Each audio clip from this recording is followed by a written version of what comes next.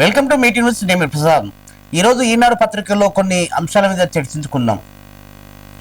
చూసుకున్నట్టయితే రైతులకు పెద్దనగా ఉంటా ఏదైతే మొత్తానికి 22వ తారీఖు చెప్తున్న మాట నిలబెట్టుకున్న కాంగ్రెస్ ప్రభుత్వం, ముఖ్యమంత్రి రేవంత్ రెడ్డి గారు నిజంగా రైతు భరోసా నిధులు విడుదల చేసిన రాష్ట్ర ముఖ్యమంత్రి. రైతులకు పెద్దనగా ఉంటా, వారి కళ్ళలో ఆనందం చూడాలనేదే లక్ష్యం. నేటి నుంచి 45 రోజుల్లో కర్షకుల ఖాతాలో 9,000 కోట్ల రైతు భరోసా సొమ్ము జమ. ముఖ్యమంత్రి రేవంత్ రెడ్డి వెల్లడి. నర్మేట్లో ఆయిల్ ఫామ్ పరిశ్రమ ప్రారంభం, రిఫైనరీ యూనిట్ కి శంకుస్థాపన. అన్నదాతల కళ్ళలో ఆనందం చూడాలనేది తన లక్ష్యమని ముఖ్యమంత్రి రేవంత్ రెడ్డి గారు అన్నారు. వారి అభ్యున్నతికి కృషి చేయడమే ధ్యేయంగా ముందుకు సాగుతూ అభివృద్ధి అంకితమవుతామని ఎన్నికల సమయంలో రాజకీయం మాట్లాడదామని పిలుపునిచ్చారు. సిద్దిపేట జిల్లా నంగునూరు మండలంలో నర్మేట్లో 300 కోట్ల వ్యయంతో నిర్మించిన ఆయిల్ ఫామ్ పరిశ్రమను ఆదివారం ఆయన ప్రారంభించారు. ఫైల్ లైన్ ను ఆవిష్కరించారు. 50 కోట్ల తలపెట్టిన రిఫైనరీ యూనిట్ నిర్మాణానికి శంకుస్థాపన చేశారు. 200 కోట్లతో కొండపాకులో నిర్మించిన young India integrated residential school complex mark లో 16.62 కోట్లతో తలపెట్టిన తెలంగాణ పబ్లిక్ స్కూల్. సిద్దిపేట పురపాలకు 141.34 కోట్లతో ఉద్దేశించిన సాగునీటి పథకం. సో మొత్తానికి ఏదైతే రాష్ట్ర ప్రభుత్వం చెప్పినప్పటికీ నిన్న ఒక ల్యాప్టాప్ లో మీటా నొక్కి రైతు భరోసా నిధులు విడుదల చేసిన రాష్ట్ర ముఖ్యమంత్రి యనమల రేవంత్ రెడ్డి గారు. చూస్తున్నాం ఈ సభలో ఈ కార్యక్రమానికి ముఖ్య అతిథిగా మనకు ఎంపీ రఘునందన్ రావు గారు, అంటే పార్టీలకు అతీతంగా, ఎందుకంటే వాళ్ళ ప్రాంతంలో జరిగింది కాబట్టి ఏదైతే మనకు ప్రోటోకాల్ ప్రకారంగా ఆ ప్రాంతంలో ఉన్న నాయకులను కూడా సమావేశానికి హాజరుపరిచారు. సో నవీన్ యాదవ్ కావచ్చు, పొంగులేటి శ్రీనివాస్ యాదవ్ గారు కావచ్చు, అట్లాగే తుమ్మల నాగేశ్వరరావు గారు, మన పొన్నం ప్రభాకర్ గారు, రాజమణి రాజనరసింహ గారు, అట్లాగే మహేష్ కుమార్ గౌడ్ గారు, వీళ్ళందరి మధ్య కూడా నిన్న ఆ సభలో మొత్తానికి రైతు నిధులు మంజూరు చేశారు. చూసుకున్నట్టయితే మరో అంశం,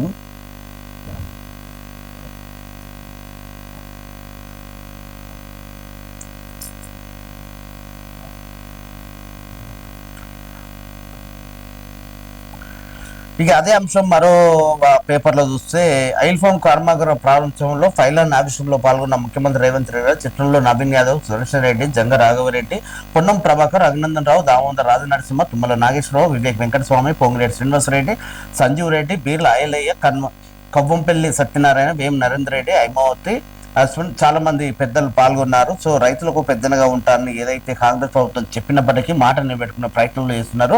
బీఆర్ఎస్ ప్రభుత్వం 50% కేవలం రైతు భరోసా, రైతు బంధు నిధులకు మంజూరు చేసి మేము 80% పైగా నిధులు మంజూరు చేస్తామని ఈ కార్యక్రమం ద్వారా ఆయన చెప్పే ప్రయత్నం చేశారు. సో మొత్తానికైతే నిన్న ఈ విధంగా జరిగింది. మరో అంశం చూసుకున్నట్టయితే ఆర్యవైశ్యులకు ప్రభుత్వం సముచిత స్థానం. ఇక వాసవి మహాశక్తి మహోత్సవంలో ప్రసంగిస్తున్న ముఖ్యమంత్రి రేవంత్ రెడ్డి గారు చిత్రంలో కారు సుజాత, మంత్రి పొంగులేటి శ్రీనివాసరెడ్డి, ఏపీ మంత్రి TG Bharat, MLC Dayanand Gupta, MLA Dhanpal Suryanarayana Gupta, చాలా మంది నిన్న ఆర్యవైశ్యంలో పెద్ద ఎత్తున కూడా ఈ కార్యక్రమం జరిగింది. సామాజిక వర్గ అభ్యున్నతికి అవసరమైన చర్యలు వాసవి మహాశక్తి మహోత్సవంలో సీఎం రేవంత్ రెడ్డి. ఆర్యవైశ్య సామాజిక వర్గానికి ప్రభుత్వంలో సముచిత స్థానం ఉంటుందని, వారి అవకాశాలకు భంగం కలగకుండా చూసే బాధ్యత తమదని ముఖ్యమంత్రి రేవంత్ రెడ్డి అన్నారు. తెలంగాణ పునర్నిర్మాణం, ఆర్థిక అభివృద్ధిలో కీలక భూమి పోషించినందుకు రాజకీయంగా గుర్తింపునివ్వాలనే ఉద్దేశంతోనే ప్రభుత్వం ముందుకెళ్తుందని స్పష్టం చేశారు. Aryavysya welfare development trust Telangana రాష్ట్ర ఆర్యవైశ్య కార్పొరేషన్ సంయుక్త ఆధ్వర్యంలో ఆదివారం ఎల్బీ స్టేడియంలో నిర్వహించిన శ్రీ వాసవి మహాశక్తి మహోత్సవంలో కార్యక్రమంలో ఆయన ముఖ్య అతిథిగా హాజరై ప్రసంగించారు. ఆర్యవైశ్యుల ఊళ్ళలో ఎవరికి ఎలాంటి ఆపద వచ్చినా ఆదుకోవడంలో ముందుంటారనే అధికారిక బదలాయింపు రక్తపాతమే పరిష్కారమని ఆలోచించే సందర్భంలో అహింస మార్గంలో స్వాతంత్రాన్ని సాధించవచ్చని నిరూపించిన మహాత్మా గాంధీ అదే వర్గానికి చెందడం వారికే కాదు దేశం మొత్తానికి గర్వకారణమని పేర్కొన్నారు. ఉమ్మడి రాష్ట్రంలో ముఖ్యమంత్రిగా బాధ్యతలు చేపట్టిన కోనిజేటి రోషయ్య అంటే తమకు గౌరవాన్ని ఆయన స్ఫూర్తితో కొనసాగిస్తూ లకడికపల్లి చౌరస్తాలో రోషయ్య విగ్రహాన్ని ఆవిష్కరిస్తామని, జయంతి వర్ధంతి అధికారికంగా నిర్వహించాలని ప్రభుత్వం నిర్ణయించిందన్నది. ఆర్యవైశ్య సామాజిక వర్గ అభ్యున్నతికి అవసరమైన చర్యలు తీసుకుంటామని హామీ ఇచ్చారు. వాసవి మాత ఆత్మార్పణ దినోత్సవాన్ని రాష్ట్ర అధికారిక పండుగలు చేర్చాలని కోరిన అంశంపై త్వరలో నిర్ణయాన్ని వెల్లడిస్తామని ముఖ్యమంత్రి గారు చెప్పారు.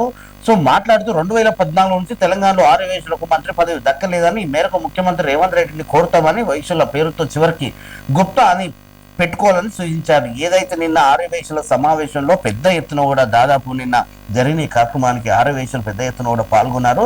చూసుకున్నట్లయితే ముఖ్యమంత్రి కూడా మాట్లాడిన ఈ కార్యక్రమాన్ని ఉద్దేశించి గతంలో కోనిశెట్టి రోషయ్య గారు ఆయన అనుభవాలు సుదీర్ఘ అనుభవంతో పార్టీకి ముందుకెళ్ళడానికి ఎన్నో ప్రయత్నాలు చేశారు. అట్లాగే పార్టీని నిలబెట్టారు. ఆర్థిక శాఖ మంత్రిగా ఆయన నిజంగా ఎన్నో అద్భుతాలు సృష్టించారు. ఆయన సుదీర్ఘ అనుభవంతో సభలోని ఎటువంటి లీడర్లకు ఆయన ఇచ్చే కౌంటర్ మామూలు ఉండకపోయి కోనిశెట్టి రోషయ్య గారు సభలో ఉండంటే మిగతా సభ్యులు మొత్తం చాలా కొంచెం ఒక ఆలోచనతోనే ఉండేవారు.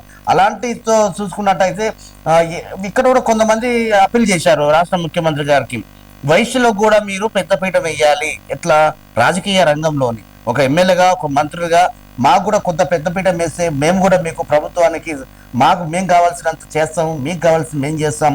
ఇంకా ఈ సభాముఖంగా రేవంత్ రెడ్డి గారు ఈ ఆరవేశంలో ఒక మాట పిలుపునియడం జరిగింది. ఏదైతే లకిడి కపుల్ చౌరస్తాలో ఏదైతే కోనిశెట్టి రోషయ్య గారి విగ్రహం ఏర్పాటు చేస్తానని కూడా హామీ ఇవ్వడం జరిగింది. అట్లా భవిష్యత్తులో కూడా మీకు రాజకీయ పరంగా మీకు పెద్ద ఎత్తున కూడా మేము సహకారం అందిస్తామని ఆయన చెప్పే ఆలోచన చేశారు. సో మరో అంశం చూద్దాం. మూసీ పునర్జీవంపై పవర్ పాయింట్ ప్రజెంటేషన్ సందర్భంగా జల ప్రతిజ్ఞ చేసిన రామచంద్రరావు బీజేపీ. వెదరే శ్రీరామ్ చిత్రంలో భారతీయ జనతా పార్టీ నాయకులు శాస్త్రీయ లేకుండానే సుందరీకరణ అంట. ఈ సందర్భంగా శ్రీరామ్ మాట్లాడుతూ మూసీ పునర్జీవాన్ని విస్మరించి సుందరీకరణకే రాష్ట్ర ప్రభుత్వం ప్రాధాన్యం ఇస్తుందని విమర్శించారు. సాంకేతిక అంశాలన్నీ విస్మరిస్తుందని, సర్కారు శాస్త్రీయ దృక్కోణమే లేదన్నారు. నది సహజ వ్యవస్థలని విస్మరించి కాంట్రాక్టుల నిర్మాణం అంటే ఏదైతే మనకు వీళ్ళు మూసీ పునర్జీవం మీద మాట్లాడుతూ దానికి కొంచెం ప్రక్షాళన చేసి కొంచెం ఏదైతే శాస్త్రీయత అంటే కొంచెం మూలాలు అవి చూసుకొని దాన్ని డెవలప్మెంట్ చేయాలని భారతీయ జనతా పార్టీ రాష్ట్ర అధ్యక్షుడు రామచంద్రరావు గారు ఆధ్వర్యంలో ఓ ప్రతిజ్ఞ చేశారు. సో చూడాలి ప్రతిజ్ఞ చేసేది అక్కడ మూసీ నది ఎక్కడైతే ప్రక్షాళన జరుగుతుందో అక్కడికి వెళ్ళి ఏదన్నా అఖిలపక్ష బేడితోని దాన్ని ఎట్లా చేయాలి, ఎట్లా డెవలప్మెంట్ చేయాలి, సలహాలు సూచనలు ఇచ్చే ప్రయత్నం కూడా చేయొచ్చు. తప్పేం కాదు. మన రాష్ట్రంలో మన ఏదో ఒక కార్యక్రమాన్ని అభివృద్ధి చేయడానికి అందరూ అక్కడ దానికి అర్హులే అనమాట. దాని మీద తప్పు లేదు. సో చూసుకున్నట్లయితే మరో అంశం,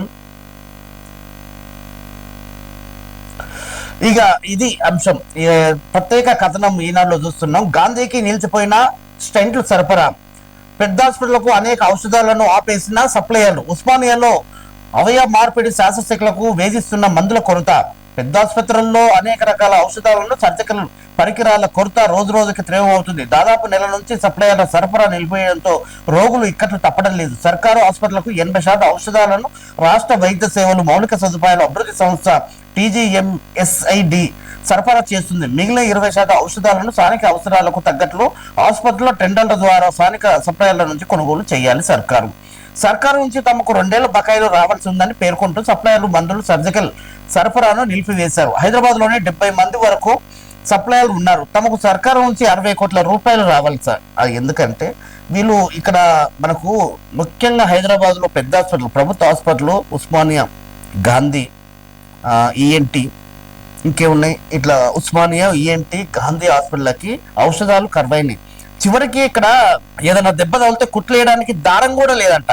అక్కడ పనిచేస్తున్న డాక్టర్లు చందాలు వేసుకొని చిన్న చిన్నవి ఈ ఎమర్జెన్సీకి ఏమవుతుందో అవి కొనుగోలు చేస్తున్నారంట. ఎందుకు ఆరోగ్య శాఖ నుంచి డబ్బులు లేవా? అసలు రాష్ట్ర ప్రభుత్వం ఆరోగ్య శాఖకు డబ్బులు కేటాయించలేదా? ఇంత బడ్జెట్ లో దానికి కొన్ని నిధులు ఎందుకు కేటాయించలేదు? అసలు ఈ రాష్ట్ర బడ్జెట్ లో ఆరోగ్య శాఖ కంటూ నిధులు ఎందుకు వీళ్ళు దానికి కొన్ని సపరేట్ చేయలేదు? ఎందుకంటే ప్రతి పేదవాడు నమ్ముకునేది ప్రభుత్వ ఆసుపత్రులే. ఈ ప్రభుత్వ ఆసుపత్రిలో ప్రాణాలు కాపాడుకోవడానికి ఇది ఒక ప్రధాన అవకాశం. అలాంటి ప్రభుత్వ ఆసుపత్రులకు నిధుల కొరత, ప్రభుత్వ హాస్పిటల్లకు ఔషధాల కొరత, ప్రభుత్వ హాస్పిటల్లో స్టంట్ల కొరత అంట. స్టంట్లు కానీ సర్జికల్ పరికరాలు కానీ చాలా వరకు నిజంగా గాంధీ హాస్పిటల్ అయితే ఉంది, ఉస్మానియా అయితే ఉంది, నీలఫోర్ అయితే ఉంది, మనకు ENT హాస్పిటల్ అయితే ఉంది. హాస్పిటల్లో ఔషధాల కొరత, అసలు నిధుల కొరత. నిన్న మరో అంశం మాట్లాడినాం, హాస్పిటల్లోకి, ప్రభుత్వ హాస్పిటల్లోకి, రెవెన్యూ డిపార్ట్మెంట్కు వాహనాలు ఎక్కడక్కడే నిలిచిపోతా ఉన్నాయి. అంటే దానికి సర్వీసింగ్ లేక, మెయింటెనెన్స్ లేక, ఫ్యూయల్ అంటే ఇంధనం లేక, అవి కూడా అరకొర కొంచెం మెయింటెనెన్స్ ఉన్న వెహికల్ ప్రాణాలు కాపాడుకోవడానికి వెళ్ళే మార్గ మధ్యలోనే వెహికల్స్ ఆగిపోతున్నాయి. కొన్ని బండ్లకి వెళ్ళి పొగలు వచ్చేస్తున్నాయి. నిజంగా ఏంది ఇది? ఆరోగ్యశ్రీ నుంచి, మనకు ఆరోగ్య శాఖ నుంచి నిధులు కేటాయించిన పరిస్థితిలో అంటే పేదల ప్రాణాలు గాలికి వదిలేస్తున్న ప్రభుత్వాలు, పేదల ప్రాణాలను పట్టించుకొని ప్రభుత్వ నాయకులు అసలు ఎక్కడ పోతున్నాం? గాంధీ హాస్పిటల్ అయితే కిటకిటలు ఆడుతుంది, Osmania hospital, Niloufer hospital, ENT hospital, జడ్జిఖానా హాస్పిటల్, చాలా ఉన్నాయి ప్రభుత్వ ఆసుపత్రులు. దాదాపు 80% ఇప్పటికి కూడా మధ్య తరగతి కుటుంబాలు ప్రభుత్వ ఆసుపత్రుల్లోనే ప్రాణాలు కాపాడుకుంటున్నారు. అలాంటి ప్రభుత్వ ఆసుపత్రుల్లో ప్రజలు ప్రాణాలు కాపాడుకోవాల్సిన బాధ్యత నాయకులకు ఉంటుంది, అంటే ప్రభుత్వాలకు ఉంటుంది. అలాంటి ఆరోగ్య శాఖను నిర్లక్ష్యం చేస్తూ ఉన్నారు. మరి ఈ ఆరోగ్య శాఖకు బడ్జెట్ ఎందుకు కేటాయించట్లేదు? దీంట్ల మీద ఎందుకు మాట్లాడతలేరు? ఇంత దారుణం అసలు ప్రాణాలు అంటే కనీసము ప్రభుత్వాలకి, నాయకులకి పట్టింపు లేదా? ఒకవేళ అత్యవసరం ఏదైనా మనకి స్టంట్లు వేయవలసి వస్తే ఎక్కడికి వెళ్ళాలి? ప్రైవేట్ హాస్పిటల్కి వెళ్ళి వాడు ట్రీట్మెంట్ చేసుకున్నంత హోదా ఉండకపోవచ్చు స్థితిగతులు. సో ఇప్పటికైనా ప్రభుత్వం ఆలోచించి ప్రభుత్వ ఆసుపత్రుల నుంచి, ఆరోగ్య శాఖ నుంచి వీళ్ళకు అన్ని అవసరాలు తీరుతాయా లేదా అనేది మనం చూసుకునే పరిస్థితిని. మరొక అంశం చూసుకున్నట్టయితే లొంగుబాట్లు సరే, కేసుల మాట ఏమిటి? మొన్న మావోయిస్టులు జనజీవ స్రవంతిలో సీఎం ఆధ్వర్యంలో వాళ్ళు కలిశారు, జనజీవ స్రవంతిలో కలిశారు. వాళ్ళు మరి బాగానే ఉంది, కలిశారు. వాళ్ళకి ఏదో ఒక ఉపాధి కోసం ఏదో అరకొర నిధులతో వాళ్ళని ఏదైనా జీవనోపాధి చేసుకోమని చెప్తారు, మంచిగా ఉంది, సంతోషం. కానీ వాళ్ళ మీద ఉన్న కేసుల పని ఏంటి? మరి ఇప్పుడు లొంగుబాట్లు సరే, కేసుల మాట ఏమిటి? మావోయిస్టులపై ఉన్న కేసులు ఎత్తివేతకు న్యాయ సభలు జాతీయ స్థాయిలో విధాన రూపకల్పన మార్గమా? ప్రభుత్వ పిలుపులకు ఆకర్షితులై మావోయిస్టులు పెద్ద ఎత్తున లొంగిపోతున్న వారిపై ఉన్న కేసుల సంగతి ఏమిటనేది చర్చనీయాంశంగా మారింది. ప్రభుత్వ వాగ్దానం మేరకు వాటిని ఎత్తివేయాల్సిన ఉన్నప్పటికీ చట్టపరంగా ఉన్న అనేక అడ్డంకులు సవాలుగా మారాయి. 2025 జనవరి 1 నుంచి ఏడాదికి మార్చి 7 వరకు తెలంగాణలో 674 మంది మావోయిస్టులు లొంగిపోయారు. ఇది మామూలు విషయం కాదండి, చాలా పెద్ద విషయం. కానీ ఇక్కడ ప్రధాన అంశం, ప్రభుత్వం ఇచ్చిన హామీ మేరకు జనారణ్యంలో కలిసిన మావోయిస్టులకు వారిపై ఉన్న రివార్డు మొత్తం ఇవ్వడంతో పాటు పునరావాసం కల్పించాలి, వారిపై ఉన్న కేసులను ఎత్తివేయాలి. ఇందుకోసం ప్రభుత్వం ప్రత్యేకంగా ఉత్తర్వులు ఇవ్వాల్సి ఉంటుంది. అయితే అదంతా ఆషామాషి కాదు. తెలంగాణ ఉద్యమంలో పాల్గొన్న వారిపై నమోదైన ఆందోళన కేసులు ఎత్తివేయడానికి రాష్ట్ర ప్రభుత్వం పెద్ద ఎత్తున కసరత్తు చేసి వందల జీవోలు ఇవ్వాల్సి వచ్చింది. అలాంటిది దేశద్రోహం మొదలు ఆయుధ చట్టం, పేలుడు పదార్థాల చట్టం, హత్యా నేరం వంటి తీవ్రమైన అభియోగాలున్న మావోయిస్టుల కేసులను ఎత్తివేయడానికి అంత సులువు కాదని చెప్తున్నారు. పైగా ఒక్కొక్కరిపై వేరే రాష్ట్రాల్లో పదుల సంఖ్యలో కేసులు ఉన్నాయి. ఒక్కసారి కేసు నమోదైన తర్వాత దానికి చట్టబద్ధమైన ముగింపు ఇవ్వాల్సిందే. దర్యాప్తు పూర్తి చేసి న్యాయ విచారణ కొనసాగించాలి, లేదా ప్రభుత్వానికి ఉన్న విచక్షణ అధికారంతో ఎత్తివేసి ఉత్తర్వులు ఇవ్వాలి. ఇవన్నీ సాధ్యమైన మాటలు కాదు. సరే, వారి మీద 10 ఉండొచ్చు, 15 ఉండొచ్చు, 5 ఉండొచ్చు. ఈ రాష్ట్రాలు కాకుండా పక్కన ఛత్తీస్గఢ్, రాజస్థాన్, ఉత్తరప్రదేశ్ అక్కడ కూడా ఉండొచ్చు. మావోయిస్ట్ అంటే ఒకటే దగ్గర ఉండరు. సో ఎక్కడైనా అక్కడ వాళ్ళ గురించి మనకు కొంచెం అవగాహన లేకపోయినా సరే, కానీ వాళ్ళు జనజీవ స్రవంతిలో వాళ్ళకి ఏదైనా కొంచెం ఇంత ఆర్థిక చూపించి సరే మొత్తానికైతే కలిశారు. అనేక అడ్డంకులు అంట. మావోయిస్టులపై తీవ్రమైన కేసులను ప్రభుత్వం క్షమించి ఎత్తి వేసినా న్యాయస్థానాలు ఒప్పుకోవు. మావోయిస్టుల హింసకు సంబంధించిన నమోదైన కేసులు సామాన్యులు బాధితులుగా ఉన్నారు. ఉదాహరణకు ఇన్ఫార్మర్ల పేరుతో అనేక మందిని హత్య చేశారు. ఇలాంటి కేసుల విషయంలో బాధిత కుటుంబాల న్యాయ పోరాటానికి దిగే అవకాశం ఉంది. అన్నిటికంటే ముఖ్యమైన అడ్డంకి కేసులు వేరే రాష్ట్రాలలో ఉండటమే. గతంలో తెలంగాణలో లొంగిపోయిన మావోయిస్టులపై కేసుల విషయంలో ఇక్కడ పోలీసులు ఉదారంగా ఉన్నా ఛత్తీస్గఢ్ లో ఉన్న కేసులకు సంబంధించిన అక్కడ పోలీసులు వచ్చి అరెస్ట్ చేసి తీసుకెళ్లారు. అందుకే ఈ విషయంపై జాతీయ స్థాయిలో ఒక విధానం తీసుకురావాలి. ఇటీవల కేంద్ర హోంమంత్రి అమిత్ షాలో జరిగిన సమావేశంలో దీనిపై చర్చ జరిగింది. మార్గదర్శకాలు రూపొందించాలని ఆయన సూచించారని తెలుస్తుంది. సో ఏదేమైనా మావోయిస్టులపై ఉన్న కేసులను ఎత్తివేయాలంటే ఎన్నో జీవోలు తీసుకురావాలి, ఎన్ని కోట్ల చుట్టూ తిరగాలి, అసలు దానికంటూ ఒక ప్రత్యేక చట్టం తీసుకురావాలా, ప్రత్యేక జీవో తీసుకురావాలా, అసలు ఆ జీవోలకు వీళ్ళు చేసిన కేసులకు ఎలాంటి కేసులు ఉన్నాయి, వీళ్ళు ఒక్కొక్కరి మీద 10 నుంచి 15 కేసులు ఉన్నాయి. ఈ రోజు వీళ్ళకు జనజీవ స్రవంతిలో కలిసినందుకు కూడా ఏదైనా పారితోషికం ఉంటుంది, దాని ద్వారా జీవనోపాధి ఓకే బాగానే ఉంది ఇదంతా. కానీ ఈ కేసులు దీన్ని ఎట్లా సాల్వ్ చేస్తారు, ఎట్లా ప్రజలకు క్లియర్ చేస్తారు, అయితే ప్రజలకైతే సమాధానం చెప్పాల్సిన మార్చిన బాధ్యత ప్రభుత్వానికి అయితే ఉంటుంది. ఎందుకంటే చాలా మంది మహారాష్ట్రలో ఎన్నో ఏళ్ళ నుంచి కూడా కుటుంబాలను వదిలేసి వాళ్ళు అడవిలో ఉంటున్నారు. సో అలాంటి వాళ్ళకు ఒక వివరణ అయితే ఇచ్చే అవకాశం ఉండాలి మొత్తానికి. సో మరో అంశం తీసుకుందాం. డిస్కులకు సింగరేణి షాక్. రాజస్థాన్ కు 800 మెగావాట్ల కొత్త ప్లాంట్ల కరెంటు 27,379 కోట్ల బకాయిలు చెల్లించినందుకేనా రాష్ట్ర విద్యుత్ పంపిణీ సంస్థ డిస్కంలకు సింగరేణి షాక్ ఇచ్చింది. రాష్ట్ర విద్యుత్ అవసరాల కోసం మంచిర్యాల జిల్లాలో పెడపల్లిలో కొత్తగా నిర్మిస్తామని ఇంతకాలం చెప్పిన 800 మెగావాట్ల ఫ్లాట్ల కరెంటును రాజస్థాన్ కు విక్రయించాలని తాజాగా నిర్ణయించింది. ఇందులో భాగంగా రాజస్థాన్ విద్యుత్ ఉత్పత్తి సంస్థ జెన్కోతో కలిసి జాయింట్ వెంచర్ కంపెనీ జేవీసీ ఏర్పాటుకు చర్యలు ప్రారంభించింది. కన్సల్టెన్సీ సంస్థ ఎంపిక కోసం ఆసక్తి వ్యక్తీకరణ టెండర్లను ఆహ్వానిస్తూ తాజాగా ప్రకటన జారీ చేసింది. ఈ ఫ్లాట్లలో ఉత్పత్తి అయ్యే కరెంటును తెలంగాణ డిస్కంలోకి ఇస్తామని తొలుత ప్రతిపాదించినట్లు టెండర్ల ప్రకటనలో తెలిసింది. తెలంగాణకు అదనంగా థర్మల్ విద్యుత్ చాలా అవసరమని రాష్ట్ర మంత్రివర్గం ఇటీవల రామగుండంలో కొత్తగా 800 మెగావాట్ల థర్మల్ ఫ్లాట్ల నిర్మాణానికి జెన్కోకు అనుమతించింది. ఈ ఫ్లాట్ల కన్నా ముందే మంచిర్యాల జిల్లాలో పెగడపల్లిలో మరో 800 మెగావాట్ల ఫ్లాట్ల నిర్మాణ పనులు గత ఏడాది సింగరేణి చేపట్టింది. ఈ కరెంటు రాజస్థాన్కి ఇచ్చి అక్కడ మరో 1500 మెగావాట్ల సౌర విద్యుత్ ప్లాంట్ల కోసం కసరత్తు చేస్తుంది. తెలంగాణకు థర్మల్ విద్యుత్ సరఫరా ఏదేమైనా సింగరేణిలో రాజస్థాన్ కు 800 మెగావాట్ల కొత్త ప్లాంట్ల కోసం కరెంటు ఏమో మొత్తానికి ఇప్పుడు ఈ కరెంటు విషయంలో మనకు సింగరేణి కావచ్చు, అక్కడ ఛత్తీస్గఢ్ కావచ్చు, ఇంక ఇవన్నీ చెప్తున్నారు. కానీ దీంట్లో అంటే ఫర్దర్ గా ఇక్కడ మనకి ఎంత తయారవుతుంది, ఎంత తయారవుతుంది, ఎంత గతంలో చూసుకుంటే ఇప్పుడు ఎంత అవుతుంది సో నెక్స్ట్ భవిష్యత్తులో ఎట్లా ఉంటది, ఇక మనం పక్క దాని మీద ఆధారపడి ఉంటున్నాం అంటే మరి ఇక్కడ తక్కువగా అవుతుందా ఉత్పత్తి, లేదా ఇంకా దానికన్నా రెట్టింపు అవుతుందా, రెట్టింపు అవుతే పక్క రాష్ట్రాలకు ఇచ్చే అవకాశం ఉంటుందా, అవన్నీ ఇంకా తెలియాల్సి ఉంది. మొత్తం మీద అయితే కొంచెం ఇంకా పూర్తి వివరాలు అయితే మనకు తెలిసి రాలేదు. బొగ్గు వాయుకరణతో ఇంధన భద్రత. కేంద్ర బొగ్గు గనుల శాఖ మంత్రి కిషన్ రెడ్డి గారు భారతదేశ ఇంధన భద్రతను బలోపేతం చేయడంలో బొగ్గు వాయుకరణ గ్యాసిఫికేషన్ కీలకం కానుంది. కేంద్ర బొగ్గు గనుల శాఖ మంత్రి కిషన్ రెడ్డి పేర్కొన్నారు. ఆయన ఆదివారం ఢిల్లీలో యశోభూమిలో జరిగిన భారత్ ఎలక్ట్రిసిటీ సమ్మిట్ లో 2026లో కీలకోపన్యాసం చేశారు. దేశంలో పెరుగుతున్న ఇంధన డిమాండ్లకు తీర్చడంతో బొగ్గు కీలక పాత్ర పోషించింది. కేంద్ర మంత్రి బొగ్గు గనుల శాఖ మంత్రి కిషన్ రెడ్డి గారు అక్కడ జరిగిన ఒక సమావేశంలో పాల్గొని సో ఏదైతే మనకు బొగ్గు గనుల శాఖ బొగ్గు గనుల మీద ఆయన మాట్లాడుతూ కొంచెం దాని ఇంకా నిధులు తీసుకొచ్చి అభివృద్ధి చేసే విధంగా మనకు మాట్లాడే ప్రయత్నం చేస్తూ ఉన్నారు. సో మరో అంశం చూసుకుందాం.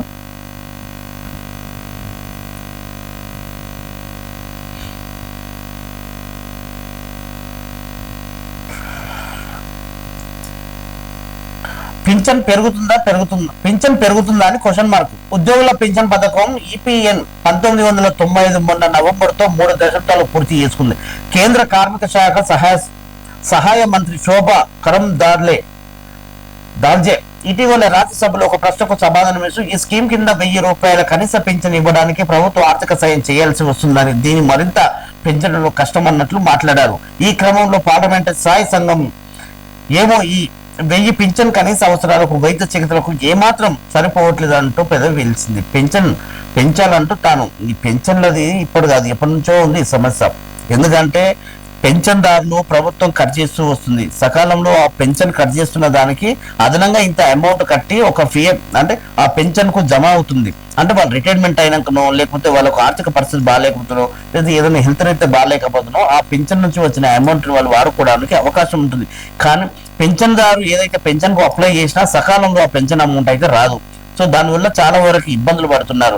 సకాలంలో ఆన్లైన్ ద్వారా చేసుకుంటే ఏదైతే వీళ్ళకున్న పెన్షన్ నెంబర్ను టాలీ చేసుకుంటూ Aadhaar number, pan card number ఇవన్నీ ధృవీకరణ చేసుకొని వీళ్ళే ఒక దాన్ని విత్డ్రా చేసుకునే అకౌంట్ కి నేరుగా ట్రాన్స్ఫర్ చేసుకునే అవకాశం పెడితే బాగుంటుంది. కాకపోతే పెన్షన్ ఏం చేస్తారంటే అక్కడ ఆఫీసుల చుట్టూ తిరిగి అవి కనీసం ఎప్పటికీ తిరిగిరాని పరిస్థితి.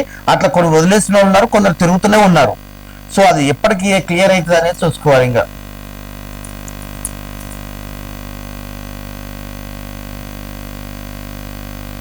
ఇప్పుడు మనము డిస్ట్రిక్ట్ వార్తలు చూసుకుంటే మరో అంశం చూసుకుందాం. ఊరి బడికి ఉపకారం. స్వచ్ఛందంగా స్పందిస్తున్న సర్పంచులు. సొంత ఖర్చుతో పలు సమస్యల పరిష్కారం. పెద్ద మొత్తం నిధులు అవసరమైతే అధికారుల దృష్టికి తీసుకెళ్తాం. ఊరి బడికి సర్పంచులు సొంత డబ్బుతో సొంత నిధులతోని వాళ్ళు ఆ స్కూల్ డెవలప్మెంట్కి నిజంగా కృషి చేస్తున్నారు.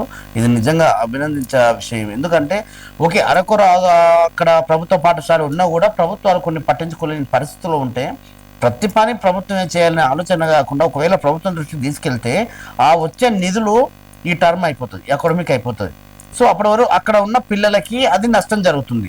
అంతవరకే ఆలోచించడం కన్నా మన వల్ల ఏమన్నా అవుతే మనం ఆ పాఠశాలకి ఎంత అభివృద్ధి చేయగలిగితే అంత అభివృద్ధి చేసుకోనికి కొత్తగా నూతనంగా ఎన్నికైన సర్పంచుల సొంత నిధులతోని ఆ స్కూల్ బిల్డింగ్ని ఆ స్కూల్ ఇన్ఫ్రాస్ట్రక్చర్ని డెవలప్ చేసుకుంటూ పిల్లలకు నిజంగా అందరికీ ఇన్స్పిరేషన్గా నిలుస్తున్నారు. ఇక్కడ హైదరాబాద్లో జరిగింది అది. సో అలాంటి అందరూ కూడా అట్లే చేసుకుంటే బాగుంటుంది. తెలుగు నేర్చుకుంటున్న గవర్నర్ శివప్రతాప్ శుక్లా జాతిని సంఘటితంగా ఉంచి నాగరికత వికసించడానికి క్రీడలు దోహదపడతాయని రాష్ట్ర గవర్నర్ శివ ప్రతాప్ శుక్లా అన్నారు. యాదాద్రి భువనగిరి జిల్లా కేంద్రంలోని జూనియర్ కళాశాల మైదానంలో ప్రధానమంత్రి క్రీడా సంసద్ మహోత్సవ బహుమతి మహోత్సవంలో ఆయన పాల్గొన్నారు. ఏదైతే భువనగిరిలో జరుగుతున్నటువంటి ఒక ప్రభుత్వ జూనియర్ కళాశాలలో ఆయన ఏదైతే కేంద్ర ప్రభుత్వంతో ఏర్పాటు చేసినటువంటి ఒక కార్యక్రమంలో ఆయన గవర్నర్ శుక్లా గారు అక్కడ హాజరయ్యారు. సో ఏదైతే ఆయన తెలుగు మాట్లాడి తెలుగులో చెప్పడానికి ప్రయత్నం చేసి అందరికీ కొంచెం వాళ్ళకు చెప్పే ఆలోచన చేస్తున్నారు. ఇక మరో అంశం, చేసే పని మంచిదైతే చరిత్రలో నిలుస్తుంది చంద్రబాబు నాయుడు గారు. అందుకు హైదరాబాదే సాక్ష్యం. అమరావతి అంతకు మించిన రాజధాని అవుతుంది. ఏఎస్బిలో నిర్వహించిన సదస్సులో నిజంగా చంద్రబాబు నాయుడు గారు గతంలో ఉమ్మడి రాష్ట్రంలో ముఖ్యమంత్రిగా ఉన్నప్పుడు రాష్ట్ర డెవలప్మెంట్కి ఐటీ డెవలప్మెంట్స్కి ఎన్నో ఫార్మా కంపెనీలకి ఇప్పటికీ సాఫ్ట్వేర్ రంగంలో ముందుకు వెళ్ళడానికి హైటెక్ సిటీ ఏర్పాటు కావడానికి శిల్పారామం ఏర్పాటు కావడానికి హైదరాబాద్ అంత అభివృద్ధి జరగడానికి ఇప్పుడున్న ముఖ్యమంత్రులు కానీ అందరూ కూడా ఆయనే ఇన్స్పిరేషన్గా తీసుకున్నారు. దాదాపు చరిత్రలో నిలిచిపోయే పనులు చేశారు. ఎందుకంటే ఇప్పుడున్న బీటెక్ కానీ బీఈడి కానీ ఏ కోర్సు చేసినా మనకు కొన్ని టెక్నికల్ కోర్స్తోని ఈజీగా డబ్బులు సంపాదించే ప్రైవేటు రంగంలో ప్రైవేటు కంపెనీలో పనిచేసే వాళ్ళు కూడా లక్షల్లో ఉద్యోగాలు చేస్తున్నారు, లగ్జరీ లైఫ్గా ఉంటున్నారు. సో అందరూ ఇవాళ ఫారినర్ కూడా వెళ్ళడానికి కూడా అలాంటి కొన్ని ఇన్స్టిట్యూట్లు పెట్టడానికి ఇప్పుడు చాలా గూగుల్ కంపెనీ అయితే ఉంది, సాఫ్ట్వేర్లో చాలా ఉన్నాయి, డెల్ కంపెనీ అయితే ఉంది, టాటా ఇన్ఫోసిస్ ఎల్లో చాలా కంపెనీస్ ఇక్కడ రావడానికి ప్రధానంగా చంద్రబాబు నాయుడు గారే అన్నట్టు చెప్తా ఉన్నారు. చేసే పని మంచిదైతే చరిత్రలో నిలుస్తుందంటే నిజంగా ఒక మనిషి 100 సంవత్సరాలు గుర్తుండిపోవాలంటే 100 సంవత్సరాలు బతకనవసరం లేదు. చేసే పని కరెక్ట్గా ఉంటే 100 సంవత్సరాలు గుర్తుండిపోతుంది. అలాంటి పని చేయాలి రాజకీయ నాయకులు కానీ సమాజంలో ఎవరైనా సరే. దేశానికి మనం ఏమిస్తున్నాం, దేశం మనం సమాజానికి ఏమిస్తున్నాం అనేదే కావాలి. ఎవరికి చెడు చేయకుండా మంచి చేసే ఆలోచనలో ముందుకెళ్తే ఎప్పటికైనా సమాజం గుర్తుపెట్టుకుంటుంది. సో మొత్తానికి ఈరోజు ఈనాడు పత్రికలో వచ్చిన అంశాలపై చర్చిద్దాం. మరో అంశంతో మీ ముందుకు వస్తాం. చూస్తూనే ఉన్నాను. మీటి నుంచి నేను మీ ప్రసాద్.